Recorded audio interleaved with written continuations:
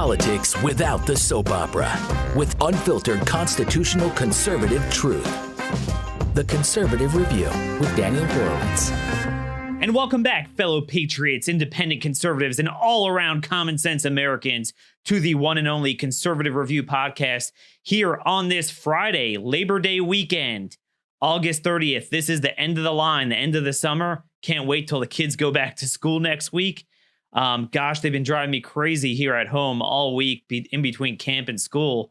But I'm telling you guys, next week's going to be a dogfight. It's going to be a dogfight because you know what? The left, they don't take vacations. They don't sleep. They've been preparing all August, all summer for an assault on our constitutional rights, going after gun control because they think the safety agenda is rooted in denuding us of our rights. Meanwhile, we have a war at our border. We have a war at the other side of the border. And the effects reverberate throughout all 50 states. You know, you see this cartel gang culture permeating our culture everywhere. Just yesterday, the 6th rape suspect was arrested in Montgomery County as an illegal alien, Montgomery County, Maryland, thanks to ABC reporter Kevin Lewis for being one of the rare journalists that actually care to cover this. And you know what's interesting? The guy said that, you know, when he was accused of touching this 12-year-old boy as well as a girl a similar age, it's part of the machismo culture of what we do in El Salvador. And you know what? I'll be the first to tell you he's not completely wrong. There's a problem when you import that culture in an irresponsible way, not through a legal vetting process of legal immigration and through proper gradual numbers. This is what you bring in. We had yesterday as well, courtesy of Breitbart's John Binder, terrific reporter, one of the few good ones. It turns out that Ethiopian who killed this DC intern in Northwest DC, very close to where the political class lives, you would think this would really gain traction in the news. Turns out the guy was a refugee we let in. Another case, an immigrant we let in Fairfax County was caught defacing American flags. What are we bringing into this country? One other thing before we get to our special guest today. Let me see how to say this. You know, last night I thought I'd enjoy this long holiday weekend, finally take off, spend some time with the wife. And then around 8:30, I saw from the Arizona Republic that the Republican governor of Arizona, while that state is beleaguered beyond belief, invaded with the effects of the cartels of drugs, hospitalizations of illegals, the education system, I found out, guess what? This dude applauded the State Board of Regents' decision, unanimous decision, to give in-state tuition discounts to illegal aliens. Republican. A Teletubby Republican. Yes, you could see on the screen, this is a live view of Governor Ducey and his Teletubby friends. Now, let me tell you something. There are roughly 630,000 illegal aliens in Arizona. That is a population larger than the size of any colony at the time of our founding. Okay, that's the population of illegals in the state. More than 10% of the state's K through 12 public school enrollment are illegal aliens. We've had Sheriff Leon Wilmot telling us his local hospitals in Yuma are just flooded with these people. Guess who's paying for it? We are. We've had Sheriff Mark Lamb from Pinal County telling us that the cartels are operating 70 miles into the border, completely directing the flow of gangs, drugs, everything going in there. Phoenix, Maricopa County, kidnapping capital of this country. Just a couple months ago, 4 HSI guys were shot in a shootout with human smugglers. The child sex assaults that I see in Arizona every day, arrested there. And boy, is there a cultural problem with that. And this dude has nothing to say about that. All he has to say is, if they go to Arizona high schools, they're Arizonans. Really? So the 67 illegals that just came yesterday in Tucson, So they're Arizonans too? 7.8 billion people in the world, potentially. Anyone who comes is an Arizonan. With Republicans like this, who needs Democrats? Now, anyway, let me move on. And this is all connected. So you have the cartels engaged in warfare at our border, below our border. No one in the media wants to discuss this. No one in the political class discusses this. When do you ever hear the cartels discussed in terms of national security? No. It's all, there's a humanitarian crisis. Nothing about national security. Well, if we want to discuss the cartels, how they affect us, what's going on in Mexico, we had Dan Steiner on last week giving us a briefing. Today, we're going to have a repeat guest that we've had many times, but the first time, now that we're running our video show, Jaeson Jones is the biggest expert I know on all issues, cartels, national security at the border, really the entire border situation. Jaeson is a retired captain for Texas Department of Public Safety. He led task forces to counter the cartels and do stuff at the border, which frankly, the federal government's not even doing. So this guy knows more than the feds do. And I'm so thankful. One of the biggest honors of my career, being able to do this for a living, is actually meeting people who know what the hell they're talking about. Something you don't see on cable news. You're going to want to follow him, Jaeson_Jones on Twitter. And that's spelled Jaeson. It's funny. I'm so used to calling all my friends Jason now. I spell the name with an A. Hey, Jason, how you doing? Thanks for joining us today. Hey, buddy, I'm good. And it's good to be back with you again, Dan. And hey, congratulations on the new look and the visuals on this. It looks fantastic. Well, now everyone gets to see what a true Texas Ranger looks like, not just the voice. And by the way, you want to go to Jaeson Jones, again, spelled with AESON. JaesonJones.com is the website. Jaeson_Jones on Twitter. A lot of you always ask me, who do I follow on Twitter? Where do I get the information you're getting, Daniel? Well, look, if you want to see the videos of what goes on at the river, what goes on in Mexico, this is the account you want to go to. You're not going to see this anywhere else. All right, Jaeson, here's what I can't relate to. I just can't relate to this. I'm going to read you a tweet, and I want you to run with this. Sure. John Bolton is the national security advisor for the president. I never hear him talk about the cartels. I just never do. Yesterday, he said, great meeting in Belarus with Minister of Foreign Affairs Vladimir Maki. We discussed a wide range of topics related to Belarusian national security and sovereignty. Dude. Yeah. What's with the Teletubbies? First, I love the idea of the Teletubbies, right? I mean, Colonel Steiner and his Teletubbies. I got to tell you, hearing you say it, it makes me laugh because I've been listening to him talk about that for 10 years. You know, I mean, the guy is something else, a great American. But listen, here is the challenge, and nothing has changed. Washington and the intelligence community does not have visibility as to what is happening in Mexico. It's our number one trading partner now. And they do not believe that what is happening in Mexico affects our country. Now, the discussion we need to have is why.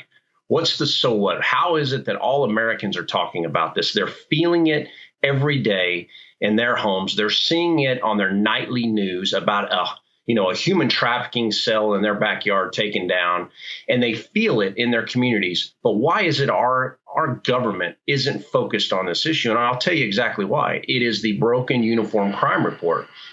The data, Dan, does not justify it. So everything that you hear me talk about all the time, from public corruption, kidnapping, drug trafficking, human smuggling, human trafficking, stash houses, splashdowns, caltrop deployments, right? I mean, and the list goes on. Cyber crimes. What has happened is that 21st century crimes and transnational crimes are not captured. And these big agencies need data to justify shifting their focus. And even though we see it, the American people feel it, they don't want to adjust to it. And it's too bad because they're failing the American people. So it's not only the fact that they don't report the crimes, but when they do, they don't report that it's a foreign national. And it takes people like me, this reporter I mentioned from ABC's local affiliate in Montgomery County, Maryland, to actually dig through this, say, wait a minute. This is not, we got our own problems. We certainly have every category of crime here, but there's a certain pervasiveness of what we're seeing. And what we're seeing is this machismo culture which clearly has certain things. There's the child sex offenses, which are out of control. There's the drunk driving. I just saw from the Department of Transportation, and this is old, but I've never cited it in my work from 2010. They note that Hispanics are way more prone to drunk driving. So it's not just me making this up. And it depends on socioeconomic status. So certainly illegal aliens, which are lower down on that status, they're going to be more prone to it. I'm noticing a lot of burnings, gruesome attacks. We've had this in this country natively to a certain extent. You always have a criminal doing some sort of thing. But I'm noticing a trend, but no one traces it back to the headlines that we should be following in Mexico. We're starting to see that here, Jaeson. Yeah, absolutely. And Dan, we have been. It's nothing new, especially for those of us who've been working these border issues or living along the southwest border. But you're absolutely right, and I'm glad you brought this up. So what happens? There's not a police department or a sheriff's department in this country that is not dealing with exactly what you just discussed. And the links and ties publicly being made to the public about links back to transnational criminal organizations is known by law enforcement, but it is concealed within the law enforcement sensitive criteria. So it doesn't get out for several years. By the time it does, once they go through the investigative process, the arrest, then the conviction, then it comes public. But it's, again, these 1 and 2 incidents that are made public. Imagine if we had the system that we need that captures this and shows the American people, not every 12 months like the current Uniform Crime Report does. That does absolutely no good. We as the American people need to know what's happening on a daily basis in this country. Is crime shifting? What are the new trends? This is easily done, Dan. We just haven't adjusted programs. And so what's happening is across this country, it's ripping us apart. Because what do? The left blames the right and the right blames the left, when really what we have is a broken system known as the Uniform Crime Report. So what's the fix? The fix is we need to create a national CompStat model like the NYPD has created, get this information out, and be transparent with the American people so they as well can see what law enforcement sees, and they not just law enforcement, but have access to where the public can see crimes that are occurring around them and have their own night watch or whatever programs and neighborhood watch programs to be able to help fight crimes in their communities. And, people say to me, Jaeson, everything you say on these issues sound real good, but what's the proof? And I'll give it to you right now, Dan. In the early 90s, if you look at the New York City Police Department, New York, we used to call it the dirty apple, right? Back then, there was 2,200 murders a year. Look at it today, less than 350 sustained per year. That is policing at its finest anywhere in the world. And I would tell you it's doable for the rest of the country. The problem is we have to get these federal executive leaders making changes that need to be made. These are simple fixes. So here's the deal, Jaeson. As you noted, you got to identify where this is coming from. It makes a big difference to know whether it's inherently domestic or whether it's inherently coming externally. And so much that goes on. I mean, starting to know you and Derek Maltz and Dan Steiner and doing my own research, every day you and I trade back and forth, and some of us these texts and emails, and we're like, yep, this is another crime. It's related to the cartels, And to the extent people even know about them in their local media markets, it will just be reported as if it's almost a domestic crime, and it's not. It's coming from the cartels. So could you discuss a little bit how our government to this day refuses to give a rip about the cartels? So even when they cared about the border, it was the migration, which is inextricably related to the cartels. But now that they did half-baked end of catch and release, we have a cut in the numbers about 50%. It was cut in half. Now, if we would shut it down fully, it would shut down fully, but 50%. So my impression is that Trump feels at this point no pressure to act on the cartels. Because, okay, I alleviated the problem with the migration, but now we're like, wait a minute. But the cartels are doubling down on the drug trafficking, doubling down on bringing in the previously deported criminals, the gang members, the cartel bosses going back and forth. So could you start off your presentation by giving an update why it appears, even the media, like the LA Times had an article on this, that the violence is worse than ever with the cartels. Yeah, absolutely. And let me just say one thing to that too. Everything that you just brought up is fixable. The problem is the executive leadership in these government agencies, Dan, that just don't want to change. We finally have the president who is making, I can tell the folks right now, he is asking the question of leadership. Do we need to designate the cartels as foreign terrorist organizations? And I can tell you exactly what the man is being told. No, sir, we don't. Who is telling and why? That? Yeah, specifically, I can give you one right now. That's Utam Dillon, who is now the administrator of the Drug Enforcement Administration. He doesn't want to change. Now, why? Because he is fearful that by designating the Mexican cartels as foreign terrorist organizations, it's going to allow the FBI into Mexico and into areas where they operate. Well, the drug problem in this country is so bad right now. And, where is DEA? I have worked very closely. Some of my closest friends are with the Drug Enforcement Administration. Dan, I can't tell you it's a fantastic agency, but right now it has no leadership. And, the guy is... Let's give a bio here. Dillon Utam has never worked drugs. I don't even think he's been in law enforcement. He was a White House lawyer that was appointed as acting administrator. I know for a fact that Jeff Sessions, when he was Attorney General, did submit names to the president to be confirmed, but somehow this acting director is still there. But we talked about this week, and this ties all into reporting and data and understanding what is the nature and the source of a problem. They're fully focused on prescription drugs, suing Johnson & Johnson. And meanwhile, prescriptions are the lowest level in 30 years. Prescription deaths are low. It's all the chemical warfare from the cartels. And you're telling me the DEA head doesn't want to designate them. Dan, you can't make this stuff up. And this is the problem. While the American people have spoken and they finally put the president in there that is supportive of border operations, he is building the border wall. Problem is, he's got leadership in key positions, not only in DEA, but also within the State Department that do not want to change. So that's the real issue. But now let's focus on the cartels for a little bit about what they're doing. Tamaulipas, the state of Tamaulipas, which borders the great state of Texas, has become completely embattled since August 13th, when Cartel del Noreste, also known formerly as the Los Zetas, now rebranded into CDN, went into a small community known as Miguel Alemán, right across from Roma, Texas, Dan. I mean, I've been there. I can't tell you how many times. Right across a very small river is this small community. They came in with 36 armored and non-armored vehicles and multiple convoys. And over the course of several days, fired hundreds of thousands of rounds right on our border. Where was the national media on this? Nothing has changed going back to 2009 that we've been dealing with this problem.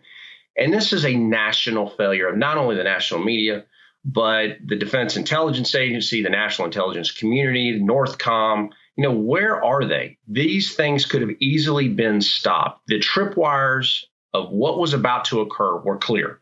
When CDN in early July crossed past the DMZ line into Cartel de Golfo's area, we knew the battle was coming because they took over a little community known as Los Guerra, right next to Miguel Alemán. And, I don't want to get too into the weeds here, but I also want to be very clear that it was very visible, even to a retired guy, what was coming. Why were there no proactive things conducted to stop this? That city that you just mentioned was across the river from where the agents got shot at, the border agents. That's exactly right. That's a great point. I'm glad you brought that up, because we also need to be very clear here. We almost lost 2 federal agents. Over 50 rounds of automatic gunfire from 6 different ambush sites from Cartel de Golfo tried to kill our agents. If it had not been at night, if they had not been traveling 35 miles an hour on the water in their boat at the time, I'm telling you right now, we would have lost 2 agents. I've spoken with Border Patrol, who knows some of these guys, and they were saying the rounds were just, going all around them. And, the boat was hit 6 to 8 times. Multiple multiple times. So you could see in the background here, those are pretty big bullet holes that are right in the words Custom and Border Protection labeled on the boat there. So that is a big deal. And yeah, you could see that there. But yeah, I mean, I just wanted to elucidate what you were saying, Jason. We got the pictures and yeah, and Dan, we did nothing. Our government did absolutely nothing. Does the president now, even get briefed on this? Well, there's another one. I wonder if he even knows. I'll promise you, most of what you and I are talking about right now is not making the president. It's not making the PDB, the presidential's daily briefing. I'll promise you. Because why? The intelligence community is not focused on this issue. And the reason goes back to a broken system. They are blind to what is occurring in Mexico. And I get it. I travel this country, Dan. I talk to the American people. I'm briefing this all the time. And I can't tell you when I go around how many times people tell me, Jason, we have never heard this before. We have no idea of this. Now, if the federal agencies don't have the data and the intelligence community doesn't have the data, how can they steer and refocus billion-dollar programs towards a problem set that no one is seeing? And it's not that it's not happening. It is happening. All the country is feeling it. The American people feel this. But again, it's just a broken system. Could you talk a little bit more about this incident where this was the Gulf Cartel that shot at the agents? There was a story out there, Sarah Carter, I think is the first one who reported it, that the Gulf Cartel were creating some sort of pulley system under the water to cross drugs, and they didn't want the agents to discover it. Is that what you heard? It is. And that really what was happening. It's not so much the pulley system that they were using. It was the cocaine that they were moving that they didn't want to get captured. And now there you go again with another tripwire. Why were they moving a large amount of cocaine like that? Because they knew the war was coming. Dan, that happened on the 9th. The war started on the 13th. So what it was them moving product into the U.S. as quickly as possible because they have to make money. Look, when the cartels go to battle, just so the folks know, it's extremely expensive. So they've got to move a lot of product. And it affects us directly. This isn't an issue that doesn't affect the American people, because when the cartels go to war, like what we're now seeing, when we call it the plaza's heating up, immediately what you saw was cartel members coming into the United States. If you remember El Diablo, who was one of the leaders under the Metro faction, he fled the very next day and was captured by Border Patrol coming into the United States. Primito, who was running the Metro faction, is missing right now. So I suspect he's either in the U.S. along with many other sicarios. This is what happens. This isn't new. And this is why I monitor the daily tripwires, because it directly affects the American people. And there's just one last part to this that I'll bring up, and that is that as we have seen time and time again in the past, when they go to war like this, they will cross into the country, and those people who have lost drug loads or who owe money to the cartels will be kidnapped, taken back into Mexico, and extorted or killed until they get the money. Wait, that's how this works. So there's two important things you mentioned. Number one, related to obviously understanding where the problem is, you have the Drug Enforcement Administration, which should be cognizant of what are going to be the tripwires to get in drugs, if that is your job to stop it. Yeah. And yet completely out to lunch. Let's go sue Johnson & Johnson, prescriptions. Yeah, I mean, nothing going on there. But then you mentioned, and the methamphetamine right now is coming into the country. And it's not even an opioid. Cocaine and meth are psychostimulants, and they're like, the opioid crisis, because it sounds like a medical term, so people's minds go to healthcare, doctors, pharmaceuticals. No, you idiots. It's the freaking cartels. It's not an opioid crisis. It's a poly drug crisis from the cartels. So China involved, obviously. Derek talks about this all the time. But where I live in Baltimore, Maryland, and again, Baltimore is what, 1,500, 1,700 miles away from the border. Blacks are dying in this city like anything. Terrible. From cocaine. It's not an opioid. It's cocaine. Yeah. It's coming exactly from this. And it's like these Teletubbies are like, oh, the pharmaceuticals. Yeah, and it goes back to the efficiency of the cartels. Dan, I've watched it for many, many years. As soon as the U.S. government focuses on whatever they're doing, they adjust and they get ahead of it and they follow the market very rapidly. And, it's just where we are. So in the national news, we're talking about opioids, but yet the cartels have already moved on to fentanyl and, methamphetamine and cocaine, and not only domestically, but globally. I mean, they're making almost $200,000 a kilo in Australia right now. No, so Australia's got tremendous problems. So when we talk about them, I don't want, this, I get asked this a lot. The reason I want to bring this up real quick is because it's not a U.S. problem. It's a global problem, the cartels. And we have to look at them for where they are today, not the way I'm glad you brought them. that up, because we're always lectured that Europe and Australia don't have the pain-killing prescribing regime of America. Like all these, why can't it be like Europe? Like America sucks with all these, painkiller thing. Hey, they don't have it. You're right. And they still have the cocaine problem. Hezbollah is making a ton of money off the European cocaine market. So, dude, it's not the painkillers. It's a cultural problem that gets people on it. Mainly people that are stable chronic pain patients don't go to heroin. It's mainly a different demographic. It's a cultural problem. And if you allow these people to run amok, they'll go and spread it around. But here's the deal. Jason, it doesn't stop with drugs. This pervades their bank accounts. Then they use it for the next thing you said. So whenever you have this cartel warfare, people will be like, what do I care? It's a bunch of cartels fighting with each other. Right. So you're saying every time CDN and Gulf has a war, they come over on our side. Absolutely. Just like the Juarez plot. You remember back in 2011 to 2013 when Sinaloa moved in and took over the plaza from the Juarez cartel. That war was tremendous. I mean, we felt that in Texas in the El Paso region and into New Mexico for many years. I mean, I'd come back from the weekend and we'd have over 50 dead from gun battles on the Mexico side. But yet we would also have kidnappings occurring in the United States going back into Mexico. None of that ever makes it public, right? Because those were law enforcement sensitive things. And this is where I go back to, what happens in Mexico, Dan, affects the American people.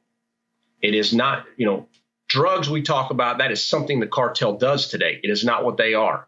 They are into everything from human trafficking to human smuggling. And I will tell you, and you've heard me say this, the failure to secure the border when we had this humanitarian crisis and for the failure of collaboration of federal agencies to work together, we're going to have massive effects of crime in this country in the next 18 to 24 months. And we're already beginning to see it. It's hitting earlier than I thought it was going to. That's the thing. They don't connect it back. It's not just drugs or even necessarily exclusively related to drugs. So speaking of what's going on in Mexico, I want you guys who are watching, or if you're listening on iTunes or Stitcher, but you definitely do want to go to YouTube, subscribe to our YouTube account, borderlandbeat.com, terrific website that I think is just a good way if you're not clued into which type of cartels control what and do what, and you just scroll down their articles. Mexico missing, Guadalajara, the city where you can feel the fear, and they talk about massive graves there and people moving out of Guadalajara. Typically when you see in the Middle East hostage videos, the videos, the scary guys with the AKs dancing around in the garb, and then they behead someone. And then this is what happens to someone who doesn't join with us. We call that terrorism. Okay, that everyone understands that. If they have like a Muslim sounding name, so it's terrorism. You go to borderlandbeat.com, it's just one website, and scroll down. And if you just swap the Hispanic sounding names for Muslim names, everyone would clearly understand it's terrorism times 100. Right? I'm looking at everything they're doing here, and you look at, again, the bars where they would do a recording like this interrogation, and then they chop the guy's head off. This was CJNG because they're fighting with the Zetas now. And let's see where else this is. I mean, really, it's brutal, really gruesome stuff. Oh yeah. So is it that they don't know this is going on, or they just don't care? They don't care. I'll tell you what it is. Look, for the last, 4 days straight, we've had back-to-back roaring gun battles in Nuevo Laredo, right across from Laredo, Texas. Those gun battles can be heard by the citizens that live in Texas, just as it was in Miguel Alemán and other areas. So these plazas have heated up now, and it's not going to stop anytime soon, Dan. I mean, we should expect this for some time. And all of this affects the American people. The problem is, who do we hold accountable? And I will tell the American people exactly who it is. It's the administrator of DEA. He needs to be removed from his position for failing to take action to stop these things. DEA has a very large contingent in Mexico. I've worked very closely with those folks down there. They should have been working extremely hard to ensure that this could have been stopped. And I want you to know, as someone that has worked this border, sat down across from Mexican generals and talked to them to help give them intelligence in the past, these actions occurring right now on our border could have been stopped. This was a leadership failure in the Department of Justice. This is a leadership failure in the intelligence community to take action and to focus on this issue. And they need to be held accountable. And I hope someone from the administration is listening right now and does that, because we can't do the same thing we've always done and expect something different to happen. No question about that. I don't know where these people get their jobs from. And this has been a real puzzling pick with Udom Dillon, the DEA administrator.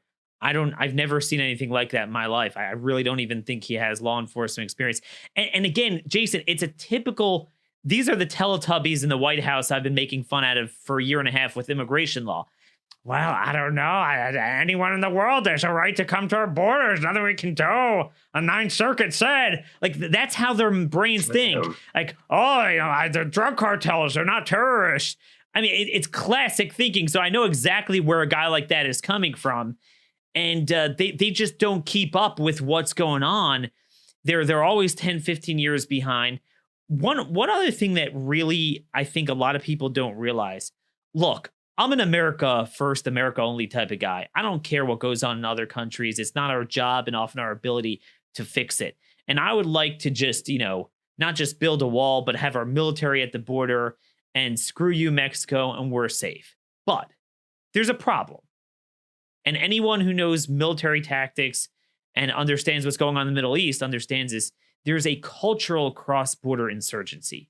And I want you to discuss your experience with Texas law enforcement. The bottom line is that in the areas immediately north of the river, on our side of the border, there is a tremendous cross-pollination culturally, business-wise. It is the same demographic. They are Mexicans. Some have been here longer. Some have been here shorter. Some have been here, came legally. Some have been here for 5 generations. Some are here illegally. You can't ignore the cultural insurgency going on the other side and expect that not to affect Hidalgo, Cameron, Star counties, and north. Could you discuss a little bit what you saw in law enforcement, how they've, embedded themselves in the culture, this cartel culture on our side of the border? Yeah, absolutely. The cartel uses the exact same tactics they use in Mexico to corrupt every level throughout that country of its government and its military and law enforcement. They do the exact same thing here. And I can go into great detail, which, well, unfortunately I can't, because most of this is still law enforcement sensitive, as to how they send people over here. They put them in very nice neighborhoods and very large homes. And they have these big parties and get-togethers where they bring elected officials in. It's the same thing they do in Mexico. But what has happened is now along our border, what we are seeing is juveniles on our side being recruited in middle school, working for the cartels at what we call the Halcon level, or Falcons, who are operating in Texas, I can tell you from my own experience, up to 25 miles into the United States on a 2-way handheld encrypted radio. We literally have in South Texas hundreds of these people. They check on and off just like law enforcement does, working a 12-hour shift usually.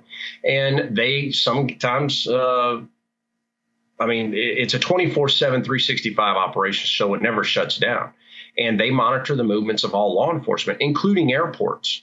The airports down in South Texas, for example, they have people from the cartels watching those airports. And every time a law enforcement aircraft takes off, they tell what we call Central on the Mexico side, run by cartel leadership, which direction that helicopter or that airplane is taking off and heading toward the border. This is how it works. These are real-time operations that never shut down. So, Jaeson, my problem here is that if you look at what they do in the Middle East, Hezbollah, Al-Qaeda, they understand it's not just guys with guns and machetes. they understand you have to win the culture. And, they play off of that. They hand out freebies. They give pensions to the people that join their ranks and the fighters. They take care of people. The problem is Mexico, as we know, is very poor. Most of these people are very poor. I mean, there's a two-class system, but a lot of people are very poor.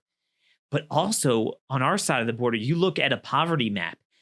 Among the top 15 impoverished counties out of 3,000 are the ones in the Rio Grande Valley. Yep. And that's how they go around passing around cash and getting people bought off. I mean, isn't that a big part of the problem, that they're expanding their reach to our side of the border? Yeah, absolutely. And the narco culture is coming across with that as well. And that's affecting, much farther from the border than most Americans realize. Santa Muerte, you'll see that in small shops in Houston and Dallas and other parts of the country now. So the narco culture is really taking over. And it's a good versus evil fight now, in my opinion, as well. I mean, we've got to counter this culture, and it's time that our government stepped up. This is doable, Dan. I mean, these are criminal organizations that are dark networks operating not only around the world, but throughout Mexico, Central and South America, and our own country. We just haven't focused on it. But we have seen the evolution for a very long time. Look at the violence in the 80s down in Colombia. Look at how it moved north into Central America in the 90s. And then in the 2000s, we began to really deal with this in Mexico. Well, it's now at our border. And it is in hitting this country. And we have to do something that we have not done previously. And I want to, if I was to just ask the folks right now, what is our national strategy for border security? Well, it's to build a wall and get some funding for CBP. That's not a strategy. Those are things that we should have been doing a long time ago. We need a national strategy that brings in a holistic approach of all local, state, federal, DOD, and the intelligence community working together. And I can tell you, as someone who built very large programs in Texas, collaboration is key. A lot of people laugh at that, but the American people have spent money 100 times over to fix this problem. We don't need to buy more helicopters. We need to use helicopters already in service. We don't need to get more boats. We just need to get the DOD and others to give us boats they have and collaborate and work together toward this problem. And until these executive leaders within these agencies are held accountable, Dan, it's not going to happen. But this is fixable. These things are fixable. I can tell you in Texas, when we took this fight to the cartels, we took back the river. We owned it. We saw index crimes, which are your local burglaries, robberies, and other things, drop by over 20% along the southwest border of Texas. So we know what works, but we've got a lot of people in very high leadership positions who don't understand the challenges that we face, who just aren't getting the job done, and they need to be fired for it. So Jaeson, let's say we got our wish and we named the cartels as terrorists, and we unleashed DOD, SOCOM where appropriate, other intel assets to directly go after the cartels, as we would if Hezbollah were doing the same thing, or Al-Qaeda at our border. The question I get asked is this: are the Mexican people, are they at the point where they are so fed up with the cartels that they would welcome it? Or would we have the problem we have in the Middle East, where you got, the Americans, once we start turning our guns on they're criminals, they're terrorists, the culture of the people start rallying around them, and they view us as invaders? We would see a little of both of that, to be quite honest with you. And the reason is because we've allowed this problem in Mexico to just get at unprecedented levels. And let's talk about that for a second, Dan. 200,000 Mexican citizens killed since 2007. Currently, in 2019, 17,000 in the first 6 months have been murdered in Mexico. In 2018, there was 33,000, just under 34,000 murdered down there. Those numbers are unprecedented. That 2018 was the highest levels, and 2019 will be higher than it was in 2018. And I bring that up because yesterday, I don't know if you noticed in the news, they're talking about 40,000 missing people in that country, 26,000 dead bodies and more, 26,000. Think of this, in morgues across the country. They can't identify who they are. So they're having huge issues. And, it's terrible because this immigration issue in the United States has divided the American people so much that the human rights violations occurring in Mexico is not getting the attention that it deserves. And it's a shame because if Mexico is where Syria is right now, this would be on the national news all night. But because of the immigration issue, we link everything to border to immigration and what's happening in Mexico. And that is not the case. These are different issues that deserve priorities of our government. And, you can't have 200,000 people horribly killed. And I look at this stuff every day since 2007 and not do anything about it. It is just, it's mind boggling to me. There's not a plaza in that country, in the old vacation areas of Cancun, Acapulco, the top 5 most deadliest cities or top 10 most deadliest cities in the world. 5 of them are now in Mexico. It is, it's falling apart. And yet, the State Department is missing in action on this. They have gone completely silent. And this is the problem.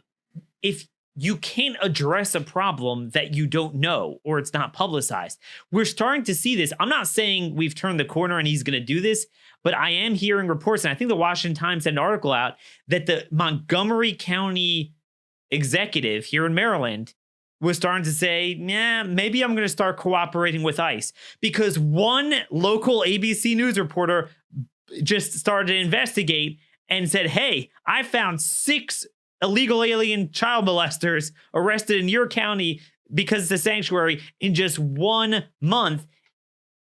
I could do this in every county. We would have a different country. We don't report it. It's the same thing. Oh, well, I don't know of the 200,000 deaths. The media didn't tell me about it, so it doesn't exist. And then you mentioned, Jaeson, the immigration, how they view the border only in that prism. It shocks me that the Border Patrol and CBP find a need to release a press release every time there's something with an illegal alien kid. Yes, the kid's in the hospital. He's taken care of. Don't worry. It wasn't our fault. And then yesterday you saw I hit at my friend Mark Morgan, acting director. I get what he's trying to do. He puts out on Twitter, this is awesome. Look at what Borstar is doing. They helped so many more people. I'm thinking, dude, Borstar trains with Delta Force. These are specially highly trained guys. Why don't we unleash them on the cartels? You want to talk about humanitarian? I mean, dude, if you tie our guys down to deal with that, you're going to keep the problem going. But here, this is from Borderland Beat. Los Mexicanos, the faction of the Sinaloa cartel accused of killing 3 innocent girls, and Mexicanos fight back, denying responsibility. What about those children? Right? So why is it such a myopic focus that they feel that the only need they need to respond to is care for Central American children coming here? Yeah, and I'm really glad you brought up that post yesterday. It's so funny that you're doing that. I saw his post, and did you notice they were pictures? And the reason I bring that up is, where's the video? The American people today need to see what's happening at our border. So why is it that a guy who's now retired, myself is who I'm talking about here, is talking about splashdowns and caltrop deployments and tactics at the border, but we never see it? Well, the reason is because Border Patrol is so outdated in how they're operating as a law enforcement entity. Dan, they have no body cameras. They have no situational awareness of what is happening. Here's what I mean by that. No body cameras on their people. No GPS locators on their vehicles. No GPS on their boats. No GPS on their helicopters and their high-flying aircraft. Now, why is that important? Because situational awareness to what is happening on the ground, so that real time you can respond and see where your operators are, is something that the state of Texas went to in 2009. Here we are 10 years later in 2019, and the men and women of the United States Customs and Border Protection don't have this equipment. This is at such basic level. So let me give you an example where I'm talking about this.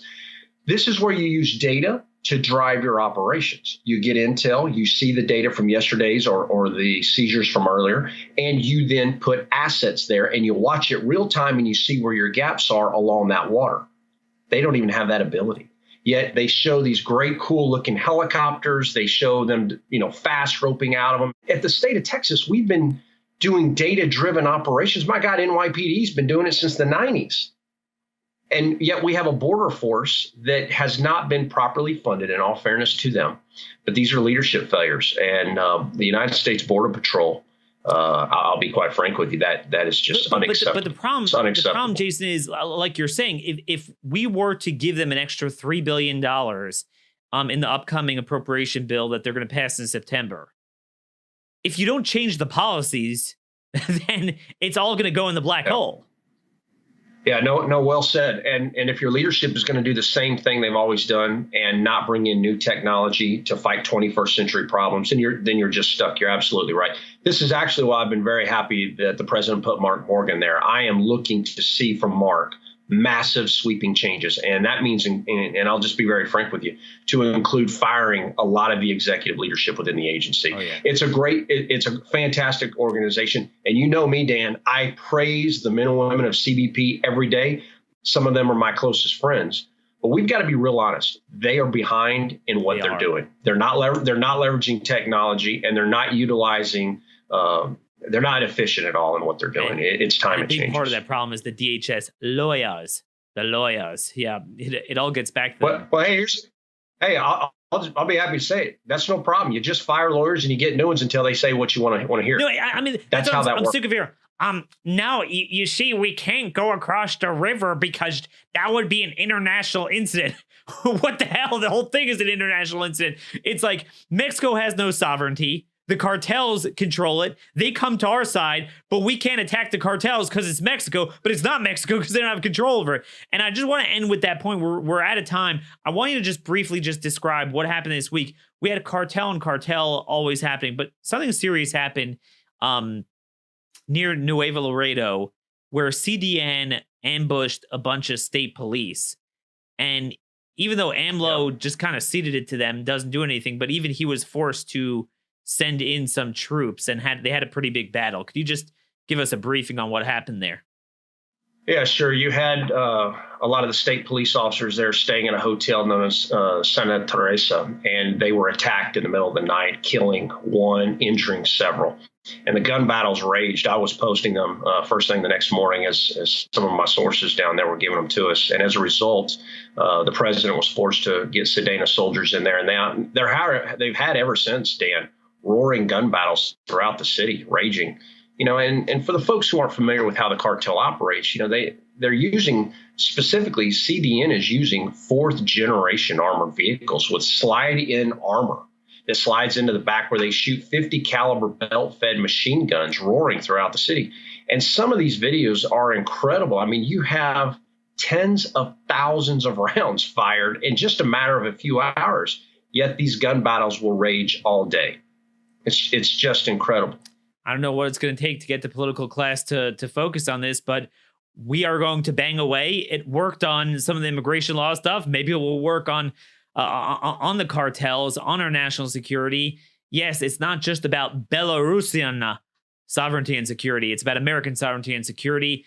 Jaeson, any final words? I just want to close on one thing if I could, and that is to the folks watching, this is fixable. So what do we need to do to fix it? One, designate the Mexican cartels as foreign terrorist organizations. They meet all of the criteria.